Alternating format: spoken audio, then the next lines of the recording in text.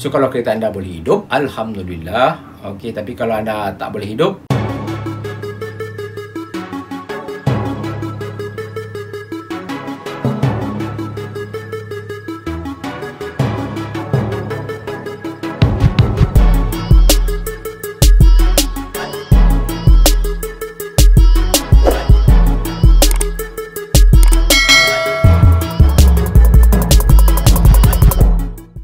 hai, Assalamualaikum warahmatullahi wabarakatuh dan salam sejahtera kepada anda. Kepada anda yang mungkin baru pertama kali menonton channel RBM Radiator TV ini, so jangan lupa tolong RBM untuk tekankan button subscribe dan onkan bell notification tu supaya anda tidak akan terlepas segala apa jua video-video terbaru ataupun update-update terbaru yang RBM akan bawakan kepada anda di channel ini. So kepada anda yang mungkin baru menghadapi musibah banjir yang baru-baru ini berlaku, iaitu pada 18 hari bulan lepas, okay, diharapkan anda tabah menghadapi segala dugaan dan cabaran ini. So RBM pun tak terkecuali, sebenarnya RBM pun terlibat juga di dalam banjir ini. Cuma alhamdulillah setakat ni kereta RBM tak tenggelam lah. Okay, masih dapat diselamatkan lagi. Mungkin apa yang RBM nak kongsikan kepada anda untuk sesi kali ini iaitu berkenaan dengan kereta yang menghadapi banjir ini, ataupun kereta yang dah ditenggelami banjir ni. So mungkin sedikit informasi yang RBM boleh sampaikan kepada anda dan juga tips yang RBM ingin sharekan kepada anda, iaitu bagaimana anda nak menghadapi situasi kereta yang dah ditenggelami banjir ni. Sebab sekarang ni boleh dikatakan workshop semua pack. Okey, ramai juga yang call kepada RBM bertanyakan ingin menghantar kereta-kereta banjir ni. Okey, setakat ini memang kalau kita ikutkan memang keadaan semua sesak. Kadang-kadang kita nak call towing insurance pun mereka bercakap tunggu queue. Begitu banyak yang menghadapi masalah ataupun situasi kereta banjir ni, terutama sekali di Lembah Kelang ni. So itu mungkin sedikit tips yang RBM boleh kongsikan kepada anda untuk video kali ini. Setidak-tidaknya kita dapat membantu anda pada peringkat awal. Satu lagi mungkin RBM boleh pesan kepada anda supaya anda kena banyak bersabar. Sebab kalau kereta di dalam situasi banjir ni memang dia agak memakan masa. Kita tak boleh buat terlalu tergopoh-gapah.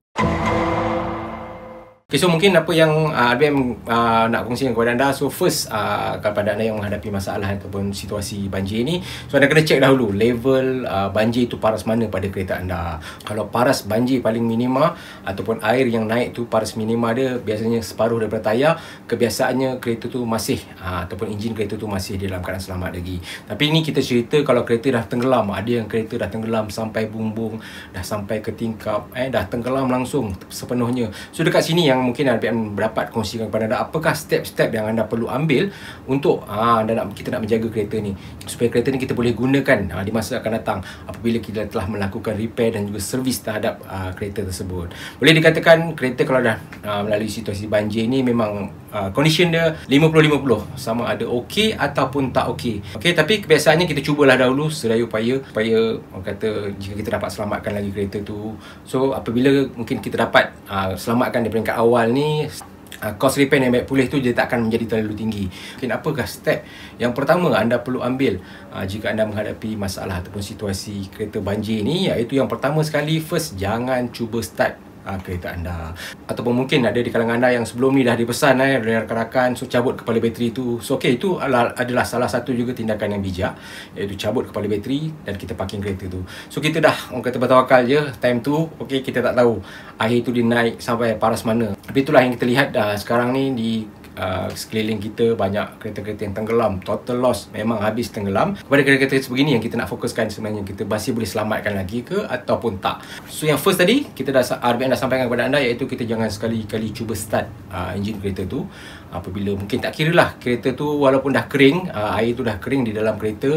Okey, tapi jangan sekali-kali start enjin kereta tu. So apa yang anda perlu lakukan, at least call lah towing insurance kereta anda untuk kita nak tow kereta tu ke bengkel. Tapi sekarang ni memang tidak dinafikan banyak bengkel tengah sibuk, tengah pack, kereta melempah-lempah, semua pun nak hantar kereta banjir.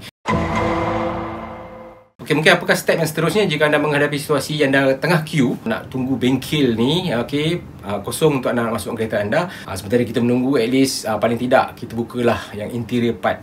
Okey, interior part ni contohnya seperti carpet, seat, dashboard, door trim, benda-benda tu yang simple lah, simple yang kita boleh buka dan mungkin kita boleh cuci dahulu. Kita cuci dahulu. Kita jangan biarkan lumpur tu terlalu lama di dalam kereta sebab dia akan boleh menyebabkan bau busuk dan paling worst lagi, kebiasaan dia akan karat. Nanti banyak nanti komponen-komponen dalam kereta akan jadi karat, terutama pada bodi kereta kita. Sebab kebiasaannya kalau air dah campur dengan lumpur ni, memang karat akan cepat terjadi. So sebab itu mungkin apa yang anda perlu lakukan dalam masa kita nak tunggu mungkin queue kita kat bengkel-bengkel tu, apa yang boleh lakukan, bukalah interior part tu. Biasanya interior part ni mudah lah, dia tak menggunakan banyak tools untuk kita nak buka interior part ni. Contohnya macam seat, door trim, carpet tu kita cuci dahulu, dan cuci juga di dalam kereta. Kita keringkan air dalam kereta semua, dah cuci. So mungkin apa step yang seterusnya anda perlu ambil lah, iaitu kebiasaannya ini kalau anda nak lakukan sendirilah, yang lebih boleh sampai kepada anda. So kalau anda tak confident, jangan lakukan. Anda perlu hantar ke bengkel yang bertauliah supaya mereka lebih arif tentang repair baik pulih enjin dan juga gearbox ni. So yang kedua, mungkin apa yang anda boleh lakukan, iaitu anda perlu ataupun anda wajib lakukan adalah anda kena drain segala engine oil, gearbox oil, dan segala juga petrol di dalam fuel tank. Ini kebiasaannya akan dimasuki air. Contoh daripada enjin kebiasaannya air boleh memasuki melalui dua tempat. Kebiasaannya melalui intake ataupun induction system ataupun melalui exhaust. Ada juga mungkin kereta-kereta yang agak berusia, dia akan masuklah dalam oil seal tu yang dah tak berapa cantik, dia akan masuk melalui penutup engine oil tu. Ini kebiasaannya kepada kereta yang dah tenggelam lebih daripada pintu. Kebiasaannya apabila kereta dah lebih daripada pintu ataupun hood, bonet depan kereta anda tu, boleh dikatakan tiga komponen ni memang wajib kebiasaannya akan masuk air. Contoh dia engine, gearbox dan juga fuel tank ataupun tank petrol kereta kita. Ini adalah orang kata boleh dikatakan benda-benda ataupun komponen yang kebiasaannya akan masuk air. So anda kena drain, kena buang semua minyak gearbox, minyak enjin, petrol. Ini banyak sebenarnya yang terlepas pandang petrol tank ataupun fuel tank, sebab kebiasaannya memang akan ada possible air boleh masuk dalam tu. Sebab kebiasaannya kita hanya biasa dengar engine oil dan juga gearbox, kita tukar minyak ni, dan kita cuba start. Sebab itu kebiasaannya apabila jangka masa panjang dalam fuel tank kita dah ada air, start nanti kereta tu apabila dah jalan nanti dia akan ada masalah-masalah yang akan menyusul di kemudian hari. Seeloknya drain segala fluid ni dan kita tukarlah kepada yang baru. So mungkin seterusnya yang mungkin apa yang boleh kongsikan kepada anda perlu lakukan, iaitu anda perlu check segala harness, connector, wiring tu. So anda kena check, kena pastikan walaupun anda dah kering, anda dah cuci, kebiasaannya dah cuci, kita tunggu biar mungkin 2-3 hari dah biar kering semua. Apa yang anda perlu lakukan, iaitu anda perlu check segala connector tu, iaitu anda perlu spray contact cleaner pada setiap connector pada kereta anda. Kerja dia memang agak rumit, tapi at least adalah sedikit sebanyak kita boleh berusaha. Kalau kita nak tunggu queue dekat workshop pun dah mungkin kita tak tahu bila turn kita. Kalau nak cerita bab insurans ni, jangan ceritalah, kadang-kadang towing pun dah tak angkat telefon, terlalu banyak, terlalu pack kereta banjir ni. So mungkin tu yang boleh lakukan, iaitu kita perlu contact cleaner atau kita kena spray contact cleaner pada setiap konektor. Kita buka konektor tu, spray contact cleaner biar dia kering dan sambung balik. Sebab kebiasaannya lumpur-lumpur ataupun selut daripada air banjir ni, dia akan pergi ke segala terminal-terminal di dalam electrical wiring kita.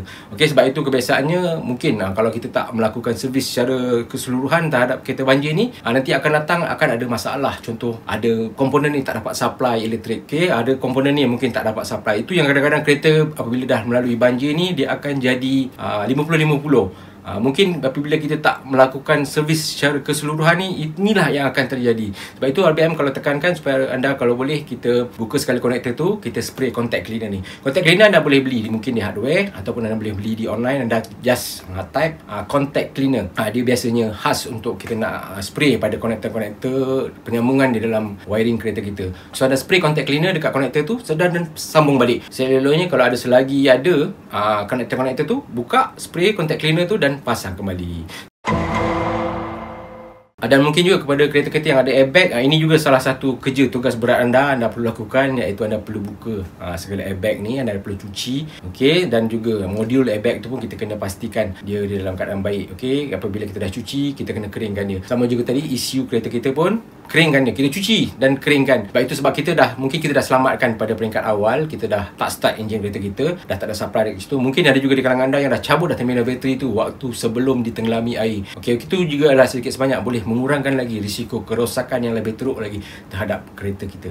So apabila anda dah lakukan, contoh dia anda dah tukar segala fluid, engine oil, gearbox oil, anda dah tukar petrol lah, anda dah drain tadi semua, kita dah check tadi isu connector, wiring semua, airbag semua kita dah check, okay, ataupun kita dah servis, kita dah cuci tadi, dah keringkan, dan kita dah letak tadi contact cleaner dekat wiring kereta kita tadi. So okay, seterusnya barulah kita mungkin apa yang RPM boleh sampaikan kepada anda, baru kita cuba start kereta kita.